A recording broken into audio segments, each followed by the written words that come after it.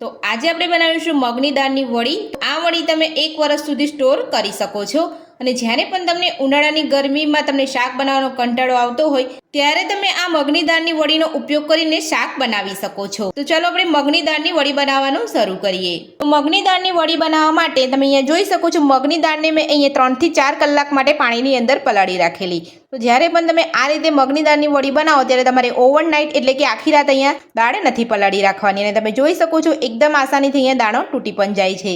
એટલે આપણી મગની દાળ એકદમ સરસ રીતે પલળી ગઈ છે।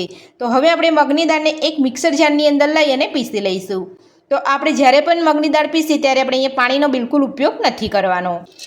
તો બધી જ મગની દાળને આપણે અહીંયા એક મિક્સર જારની અંદર લઈ લીધી છે। તો હવે આપણે તેની અંદર લીલા મરચાં ઉમેરીશું।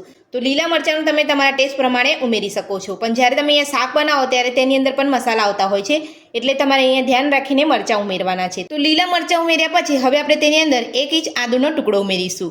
તો હવે આપણે મિક્સર જારનું ઢાંકણ બંધ કરીને બધું સરસ પીસી લઈશું।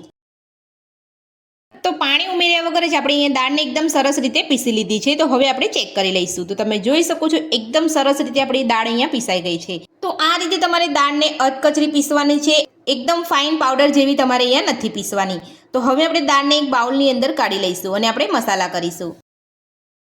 તો બધી જ પીસેલી દાળ આપણે અહીંયા એક બાઉલની અંદર કાઢી લીધી છે। તો હવે આપણે તેની અંદર નાની અડધી ચમચી જેટલું મીઠું ઉમેરીશું, 2 થી 3 ચપટી જેટલી હિંગ ઉમેરીશું, નાની અડધી ચમચી જેટલું જીરું ઉમેરીશું, ઝીણા સમારેલા લીલા ધાણા ઉમેરીશું। તો મગની દાળની વડી બનાવવા માટે આપણે અહીંયા બધા મસાલા કરી લીધા છે।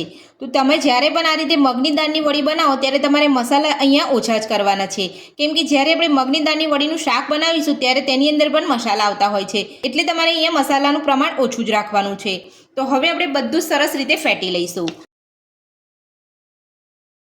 તો આ રીતે તમારે મસાલા ઉમેરી અને એકદમ સરસ રીતે 4 થી 5 મિનિટ માટે તમારે અહીંયા ફેટી લેવાનું છે। તો આ રીતે તમે અહીંયા 4 થી 5 મિનિટ માટે ફેટશો તો તમારું જે ખીરું બનાવ્યું છે એકદમ સરસ રીતે અહીંયા ફૂલી જશે અને તેનો કલર પણ બદલાઈ જશે।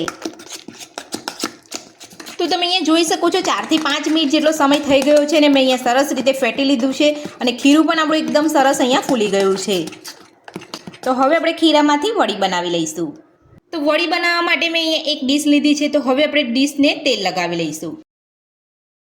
તો આ રીતે તેલ લગાવ્યા પછી હવે આપણે તેની અંદર વડી પાડી લઈશું। તો વડી આપણે અહીંયા હાથથી જ પાડીશું।